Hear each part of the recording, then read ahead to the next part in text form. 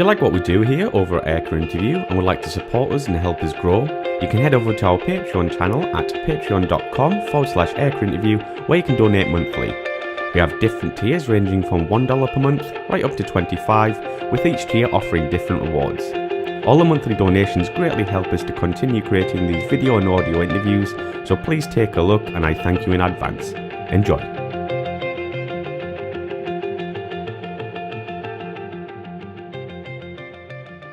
So Chris, what was it like to transfer to the GR5 and what were the upgrades on this jet? Okay, well let's start with the upgrades if we may, Mike.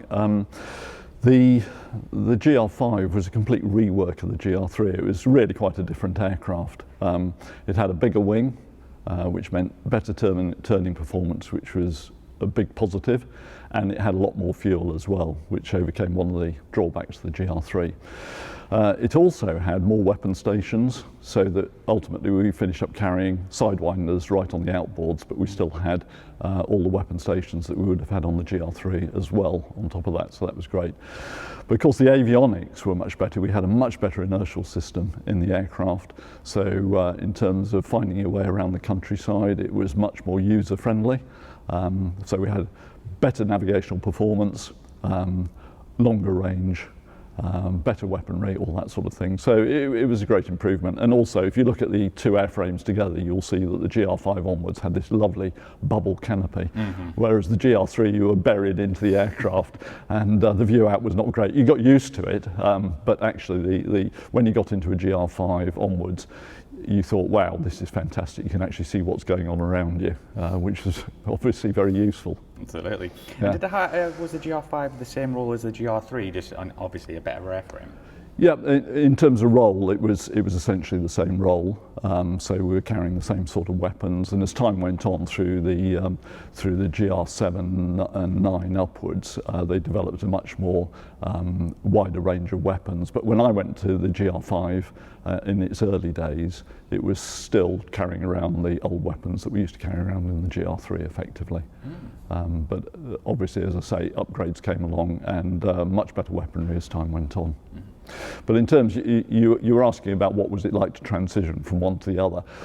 First of all, when I went to fly the GR5, I went there on appointment to command number 1 squadron, so I went back to my original Harrier squadron in command. But I'd been away from flying for about 5.5 years at that point. So the process for me was to do a quick conversion back onto the GR3, a quick refresher on the GR3, which was great because it was so ingrained in me by that stage that flying the GR3 was just lovely to get back in that. And then a quick ground school on the GR5 and then go out and fly the GR5. And of course at that time we didn't have a two-seater, nor did we have a simulator. So when you went to fly the GR5, it was the first time you actually fly the aircraft and you were all on your own. That said, for an experienced GR3 operator like me, it was not that big a deal because the aircraft flew very much the same in terms of handling. As I've mentioned before, we had much better auto-stabilisation, so it was great in that respect.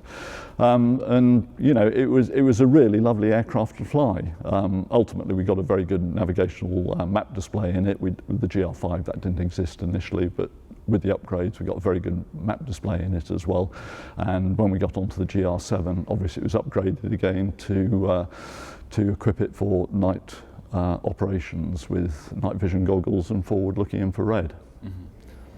Was the cockpit, yeah, you mentioned there, better navigation system. Was it basically the same as a GR3 in terms of placement of dials? No, totally different. Right. Totally different. We had TV screens, so it was very much like the F-18. So you had a very nice map display, but you also had displays as well that you could call up weaponry or EW, electronic warfare information, and all that sort of thing. So it was a very, very sexy and capable cockpit that we had as well. And I talked earlier, we had a very basic head-up display in the GR3. The GR5 onwards had a very, very good head-up display as well. So how long did the GR5 actually last in service? Oh, that's a good question. It came into service in around 1989. My predecessor as OC1 Squadron saw it into service on the squadron. I took over the squadron in 91, and then we were going into night operations in 92 with the GR7. So I would say the GR5 was in frontline service only for about 3 years. Not long at all, is it, No, actually? no. But I mean, GR7 was just an upgrade of the GR5, effectively. Yeah, so let's talk about the GR7, because that's when it had that kind of, it got that nose, what everyone knows now, when it went to the GR9. But so was this a big leap forward coming from the GR5 in terms of cockpit or anything like that, or was it just a systems upgrade? No, it's a systems upgrade. So, if you flew a GR5 and then you climbed into a GR7, it was effectively very much the same aircraft. The big difference to the GR7 and what drove a large part of my tour when I was commanding one squadron was that we got the first GR7s because we were going to introduce night operations. Okay, so up until then, the Harrier from GR1 onwards, GR3, had always been day operations, but now they could see that we could extend this to use the aircraft at night as well, as the US Marine Corps were doing. So the GR7 was the upgrade that would give us the night capability. So there were two things that we were doing. We were using night vision goggles, which meant that the cockpit had to be upgraded so that the lighting was compatible with night vision goggles. Yeah. Okay, and the other thing was the forward-looking infrared. So one of those TV screens, you could put the forward-looking infrared on that. Not only that, you could actually project the forward-looking infrared into the head-up display. Okay, so you could actually look through the head-up display with all your flight instrumentation there, in terms of speed, height, dive bars, climb bars and all that sort of thing. But beyond that, you could see an infrared image of the world outside the aircraft. So this is almost like a massive leap forward in capabilities. Absolutely, yes, and that was fantastic. The quality of the head down forward-looking infrared was very good. If you put it head up, you didn't have that great a quality, but it was still good. But I mentioned the head-down capability because, interestingly enough, sometimes when we taxied out at night in the autumn, when you had a heavy dew, for instance, you might have not very good display vision outside the cockpit. If you looked at the forward-looking infrared, you could actually see a very clear picture of the world. So you could actually taxi the aircraft out looking at the TV screen, and at times we'd even take off looking at the TV screen, because you could superimpose your head-up display onto the TV screen, onto the FLIR. So you go off down the runway, looking inside the cockpit at one of the TV screens. You had everything you needed there, so you could see the runway, nice clear picture of the runway. You had all your flight information. You could actually fly the aircraft off the runway using a head-down display. That's the first time I've heard that. Yep. Brilliant. Chris, you also commanded the famous One Squadron. What was this like? It was a privilege, yeah. A very historic squadron, as probably most of your viewers are well aware, and yes, it was an absolute privilege to command the squadron. It's a fairly small squadron. Single-seat squadrons tend to be quite small, so I only had normally about 16 pilots on the squadron. Wow. 12 aircraft on charge. We used to have one of the old TR4s on the squadron as well, so I had a T4. Up to 12 aircraft. Of course, being fairly high tech beasts, they weren't all serviceable all the time, shall we say. So we used to have some issues there. But routinely, we'd have 7 or 8 aircraft available to fly on a sort of day-to-day basis. If we were going away on detachment, the engineers would really work hard and develop their plans to make sure that we could take 10 aircraft away or whatever it was that we needed to take away. But at any one time, you might have 1 or 2 aircraft in major servicing anyway. So you never really expect to have 11, 12 aircraft available to you. So as I was saying, the squadron's fairly small with only sort of 16 pilots. So I've had 3 engineering officers, an army major as well, a regiment officer, an admin officer looking after our admin side of the squadron and so on. And then ground crew, 100 plus. So all in all, about 130 people on the squadron. So a relatively small squadron. Mm-hmm. Actually, can you tell us the role of a commander of a squadron? What was your daily kind of routine? I'm guessing not much flying. Actually, I used to do a fair amount of flying. Oh, really? Okay. I thought it was more desk work. Well, yes. You had to try and get the blend right. Between flying and running the squadron. So yes, of course, there is a fair amount of desk work to do.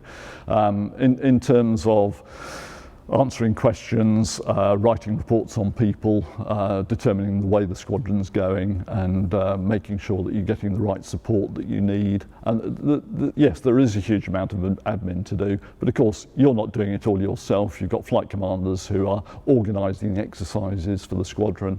things like that. You've got an admin team with an adjutant that are taking quite a lot of the load as well. So yes, ultimately you're making the decisions about what goes on the squadron. So that's the main role, and making sure that you're doing the right exercises at the right time with the right people and all that sort of thing. But of course, ultimately, you're responsible for the operational capability of the squadron.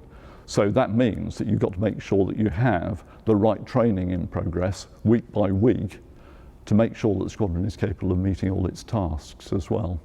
And you also flew in northern Iraq. Can you tell us about this and why the Harrier was involved over there?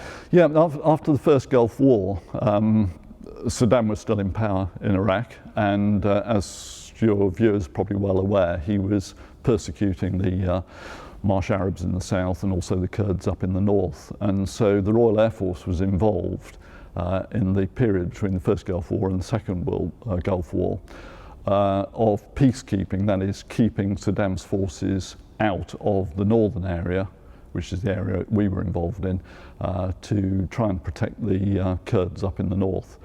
So there was a tri-national operation operated out of Turkey, out of Incirlik Air Base, which was the Americans, the Royal Air Force and the French Air Force. And we were flying missions into northern Iraq to control that airspace effectively. So every couple of days at least we would fly a big operation into northern Iraq.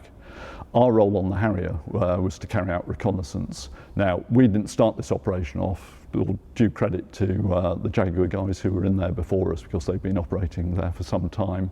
But of course, you know, there's a limit to how many times you can keep rolling people in there, and the aircraft take a hit as well with the operation.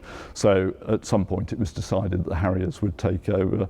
Now, on one squadron at the time, we were busy, when the Harriers took over, we were busy doing our first night season. So actually the Germany squadrons took it on first, but then we actually went out there in the late summer period before our second night season and took over the operation for a number of weeks. Mm-hmm. So we were flying missions typically of about getting on for 3 hours out of Incirlik Air Base with VC-10 tanker support, so we would tank going into Iraqi airspace. We'd top up the fuel, then we'd go and fly a pre-planned mission to go and photograph. We had a centerline recce pod, and we'd photograph what was going on the ground in specific areas that our intelligence people were interested in. We'd operate as pairs, and we'd have AWAC support, so E3 Sentry would be out there looking after the airspace and telling us what was going on, and we'd also have fighter cover supporting us while we were doing that. Mm-hmm. And was the Harrier the right aircraft for that job at the time? Oh, perfectly capable. Okay. Perfectly capable, yeah. I mean, one of the points I make in my book, it's interesting that, of course, the Harrier was brought into service as this close air support vehicle with a limited reconnaissance capability. But of course, I went out to Belize and we were out there in the air defence role. I went to the Falklands, we were there in the air defence role. We haven't talked about the Falklands, but and then we finished up in northern Iraq in the reconnaissance role, you know. So interesting enough, I never did close air support for real, you know, but I did do a fair amount of air defence, supposedly, and reconnaissance, yeah. So do you have any memorable stories from your time in northern Iraq? Well, I suppose the most memorable day in northern Iraq when I was out there was when the Iraqis did launch a surface-to-air missile against forces that were out there one morning. The Harriers weren't involved in that morning on that mission, but they did launch a surface-to-air missile. They got a pretty quick response. USAF F-16 was sent in and bombed the launch site straight away. But we were actually programmed to fly that afternoon, and there was a certain amount of uncertainty as to what was going on, because this was the first time, I think, since the first Gulf War that something had happened like that. So there'd been this Iraqi SAM launch, and the Americans had made a response. But then nothing else had happened since then. So we were there at lunchtime, you know, all planned up for the mission, wondering, right, what are we doing, what's going to happen? And I cover it in my book. But in the end, we flew the mission as planned. Nothing happened. We came home, went to the bar and had a beer, and that was that. So, but it was memorable because things could have taken off at that point. Yeah. Absolutely. Yeah. So overall, did you enjoy your time on the GR7? GR7 was fabulous, yeah. a very capable aircraft, and it was very good to see it being further developed into the GR9. Very sad to see it go out of service, of course, at no notice.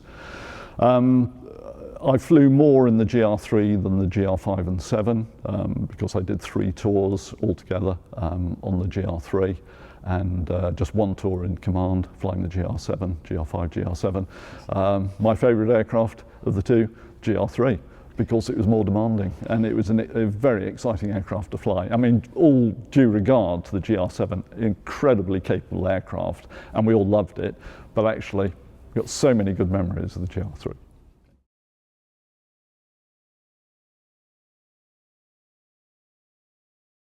Chris, can you tell us about your time on Cobham? Yes, I left the Royal Air Force in 1999 and I went to work for Cobham. At that time it was FR Aviation, but I'll refer to Cobham because that's what it became. Now, originally Cobham, or FR Aviation, had been tasked to provide some training services for the Royal Navy. Post the the Falklands War, when the Navy had lost a number of surface vessels due to ship attacks by Argentinian Air Force. And they realised that there was a gap in their training and they needed some better training, especially in terms of electronic warfare and so on. So Cobham were engaged to provide this training. Now that contract started up and fairly quickly the Royal Air Force realised that Cobham had an ability here, or capability, that they could tap into. So the MOD contract, which the Navy had signed, was extended to provide support to the Royal Air Force. And the original contract had been set up at Bournemouth, and the extension of the contract was set up at Teesside Airport, Teesside International Airport, with 6 Falcons, and that was set up in the mid-90s. And I joined it about 4 years in 1999. And I was recruited in by a very good friend of mine, John Danning, who was the manager up at Teesside. And about 18 months later, he disappeared off down to Bournemouth to be the Director of Flight Operations for the company. And I took over managing the setup at Teesside. So the setup there, as I say, we had 6 Falcons. We had about 8 crews any one time. And those crews were predominantly, as far as the captains and the backseaters concerned, ex-military guys. All the backseaters were ex-military, mostly fast-jet guys, ex-fast-jet Phantoms, Buccaneers, things like that. And virtually all the captains, bar about 3, were ex-military as well, all fast-jet guys. So we were providing operational training to the Royal Air Force. So the types of role that we were doing was jamming air defence radars all over UK, jamming fighter radars like F2, F3 radars, so we would have the capability with our electronic pods on board the aircraft to jam their radars. We'd provide spoofing, decoys, we could tow targets, we could take part in their war games as embedded packages, so that when there was big exercises on board, we'd be brought along to take part, and not only would be extra assets for the other team to try and shoot down, but we could be jamming them at the same time and providing electronic jamming for the package that we were embedded in. So it was a very interesting operation. The Falcon was a great aircraft. It was developed, the wing was off a Dassault fighter. It's a French aircraft, but the Dassault wing was put onto the Falcon 20 because it had hard points on it. Yes. So those hard points could carry the electronic warfare pods. It had a number of limitations, one of which is that we didn't carry an awful lot of fuel, so that when the aircraft were acquired, they took all the extra kit out that they didn't need, like the soundproofing, the toilets, all that sort of thing. So we had this business jet that was completely stripped down. We only normally had a couple of seats in the back, so there was a seat for the electronic warfare officer, and there might be 1 or 2 other seats in there, but all the sort of passenger seats were removed, and as I say, there's certainly no toilet. For the champagne or anything. No drinks drawer or anything. So the aircraft was customised. In that fit, we could carry a fair amount of fuel and the pods as well, but even so, we couldn't normally operate for more than, well, a maximum of about 3 hours. That's probably a decent time though. Yeah, but so, for instance, we'd go up to jam the Faroe Islands. Oh. in the Iceland-Faroes Gap. Okay, now that's quite a long transit to get up there. You don't actually have to fly all the way up to them. You can start jamming them from about 150 miles out, and then you set up a tow line and you go in and out. You don't have to get that close to them because the pods were quite powerful. But when, for instance, we were doing a mission like that, we'd take off from Teesside, we'd fly up into the Iceland-Faroes Gap, we'd sit there, we'd jam them for an hour or whatever, and then we'd have enough fuel to land at Lossiemouth or Kinloss, have lunch, refuel, go and do it again in the afternoon, and then fly back into Teesside. But we couldn't do the mission flying out of and back into Teesside because we wouldn't get much time on task doing that. So. But we provide that training for the Royal Air Force, so it was initially set up as a Royal Air Force contract. But of course we then finished up operating with NATO nations as well. So in any year our crews would do a number of detachments around NATO countries. So we'd go anywhere. We sometimes go outside NATO. I'm just thinking Finland's been in the news recently. We've sent aircraft up into Finland, but routinely we'd be in Norway, be in Holland, France, Germany, wherever we're required, we go and operate with our NATO allies and provide training. Jamming them, taking part in their war games. So very, very exciting and interesting operation. Absolutely. So how long did you spend at Cobham and in this role? I was there for about 12 and a half years altogether. I was managing the operation for about 10 years. And then I'd always had my sights set on retiring by the time I was 60. Okay, that was me. I thought, no, 60 will do, and then I'll go off and do other things which I wanted to do. And in fact, I stayed on. I did my last 6 months part-time flying. I actually gave up my management responsibilities. I handed them over to a good friend of mine. He took over from me, and I just did the last 6 months as a part-time pilot, which was a great way to finish. I did 6 months, 50% of the time, and the rest of the time I was out doing what I wanted to do. Not bad, is it? Not bad. Yeah. Chris, you also have a book out. Can you tell us about this? Yeah, I have a book out. It's called 9 Lives, the compelling memoir of a Cold War Harrier pilot. And it took me about 3 years to write this. I suppose you could probably say it was a COVID lockdown project.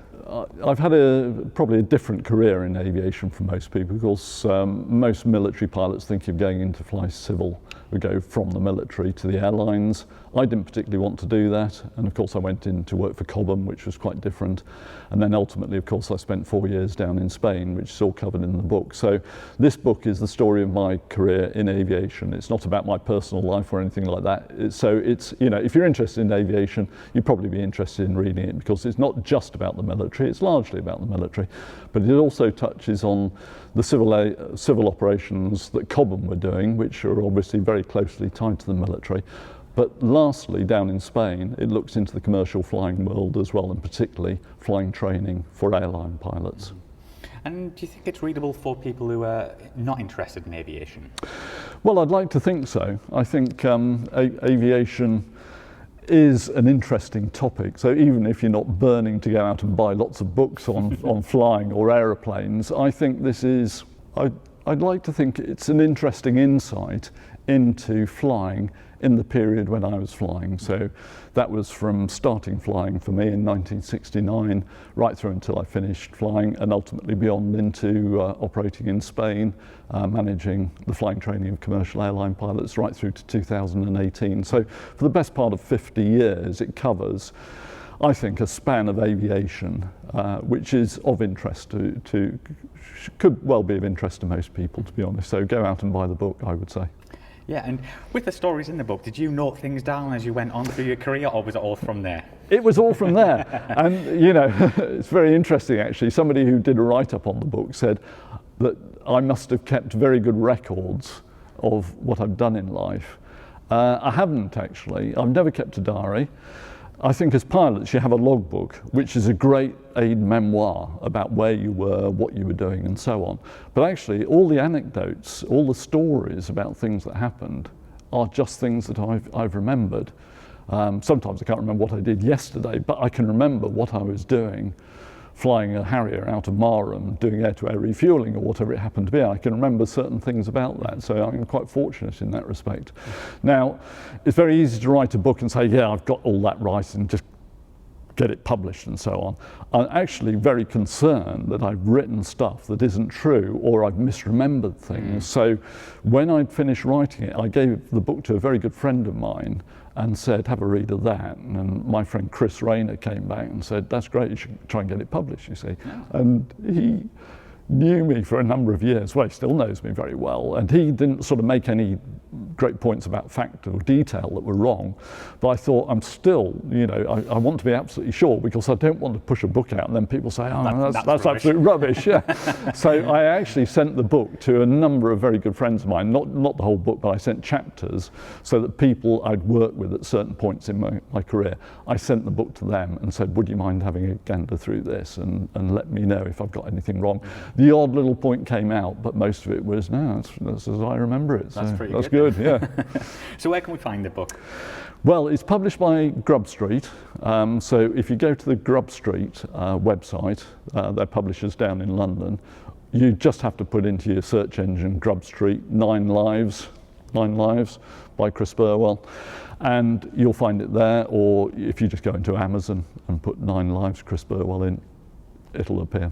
There you go. So go and pick it up, folks. Yes. Yep. So there's a couple of personal questions here, if you're happy to answer. Yeah, Chris. I'll try. Do you have any hobbies?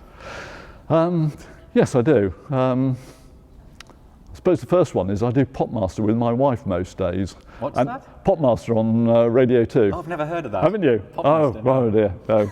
Ken Bruce, Radio 2, 10:30 every day. Oh, it's a bit of a tradition, but my wife is excellent at it. I am absolute rubbish. But most days we do Popmaster. So guess the song or guess the artist? Yeah, that's absolutely right. Yeah, it's a quiz. So we do that at 10:30 every day with a coffee. So whatever we're doing before that or after that, 10:30 is sacrosanct. So we do that. That's just a joke, really, because I am absolute rubbish at it. You know, there are 39 points available. I'll be lucky if I get 6 or 9. I have topped out at about 15, so I am absolute rubbish. Even though I lived right through the 70s and 80s and 90s and so on, I'm rubbish. I just don't remember song titles. At least you're giving it a try. I give it a try. My wife is very good at it. So that's just an aside. Hobbies, seriously, I like getting out into lovely countryside, walking and cycling. I particularly like cycle touring. I've done quite a lot of walking in the Alps and quite a lot of cycling, particularly in the Scottish Isles. I've done a number of what I call expeditions, my wife calls holidays. Cycle touring up in the Western Isles of Scotland. We were up there in May, a group of us, so I've got a few mates that I go with, and it's not just about the cycling, it's also about visiting the distilleries up there. Awesome. And having a nice meal and a comfortable bed in the evening. So it's a great outing. We go for about a week at a time, and that's great. So we're doing that in September this year. We're off to Denmark. We've got a week cycling round, hopping the islands in Denmark. So with a bunch of us, there's 4 of us going on that. So that's one of my big things these days. The other thing I do, I volunteer with the Commonwealth War Graves Commission, which involves going around inspecting the headstones, which are all over this country and all across the world, in all honesty. And I inspect the headstones and, when necessary, clean them up as well, and then report back to Commonwealth War Graves Commission. So that's, I think, a useful thing to do. Absolutely. Favourite aircraft you've flown? Well, I suppose it comes back to the Harrier GR3, okay. In all honesty, and operational type, the GR3, yes, just because of the pure exhilaration of flying that machine and mastering it, to be honest. In terms of light aircraft, Chipmunk. Yes. Streets ahead of anything else I've flown on the light aircraft register. Just love the Chipmunk. Great aircraft. One you would like to fly, either past or present? That I haven't flown? Yeah. SR-71. Okay, that's the second time I've ever heard that. It's normally the Spitfire, but it's okay. No, I've flown in a Spitfire. I've had a back seat ride in a Spitfire, but the SR-71 I thought was just an iconic aircraft with that unique capability. And yes, I think doing that mission in that aircraft would have been amazing. The ultimate recce machine. Yes, yes. So how many flying hours did you manage to get through your career? About 8,300, I think. About 8.5, somewhere around there. I can't remember exactly. And of those, about 2,650 were on the Harrier. I didn't get to 3,000, but I broke the 2,500 barrier, which not many people manage, but yeah. Right. nice. Well, Chris, thank you very much for coming on the show. It's been a pleasure. And mine. Thank you.